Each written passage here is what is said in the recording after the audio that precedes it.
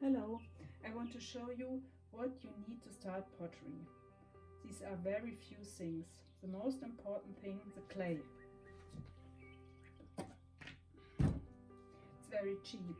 In Germany, 20 pounds cost between 8 and 15 euros depending on the quality. I've tried researching what clay costs in America and have only come across sites where it was more than twice as expensive. I was probably looking the wrong place. What is also good is a set of instruments for modeling. This set was a gift from a friend, and it costs around about 10-12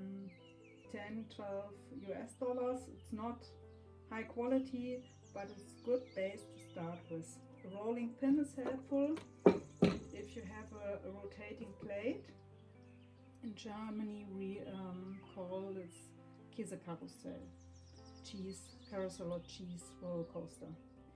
And also elementary pottery is a hobby that makes dirt. It's not suitable for the good sofa.